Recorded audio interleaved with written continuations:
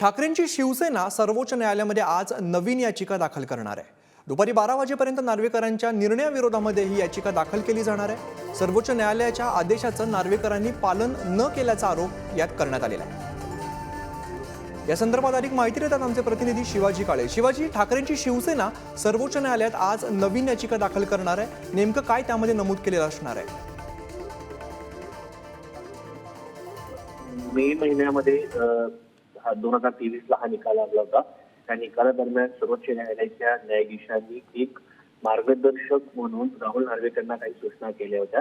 त्यामध्ये सगळ्यात महत्त्वाचा मुद्दा होता की पक्ष ठरवायचा आहे की कोणता आहे। त्याच्या पलीकडे जाऊन त्यांनी असं म्हटलं होतं की भरत गोगोले यांची नियुक्ती ही अवैध होती, त्याचबरोबर दुसरीकडे एकनाथ शिंदे यांची गटनेतेपदी झालेली नियुक्ती देखील अवैध ठरवली होती। या सगळ्या सूचना दिलेल्या असतानाही पक्ष हा शिंदे यांचा मूळचा आहे हे निवडणूक आयोगाच्या ज्या शिफारशी होत्या किंवा पक्ष नेत्यांना जे निवडणूक आयोगाने शिवसेनेच्या संदर्भात म्हटलं होतं त्याचा आधार घेत राहुल नार्वेकर यांनी हा पक्ष शिंदे यांना देण्यात येत असल्याचं म्हटलं होतं आणि मूळ पक्ष हा शिंदेचा आहे असं म्हटलं होतं। तर याचा आधार घेऊन त्यांनी निकाल दिला। मात्र सर्वोच्च न्यायालयाने जी मार्गदर्शक त्यांना सूचना केल्या होत्या त्या सूचना पाळल्या गेलेल्या नाहीये आणि ह्या सूचनांचं पालन झालं नाही म्हणजे सर्वोच्च न्यायालयाचा एक प्रकारे अवमान झालेला आहे असं ठाकरे गटाचं म्हणणं आहे।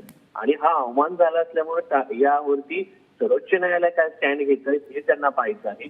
दुसरीकडे या सगळ्या प्रकरणाच्या संदर्भात आज 12 वाजता ऑनलाईन याचिका दाखल केली जाणार आहे आणि उद्या या प्रकरणावरती सुनावणी होणं अपेक्षित आहे।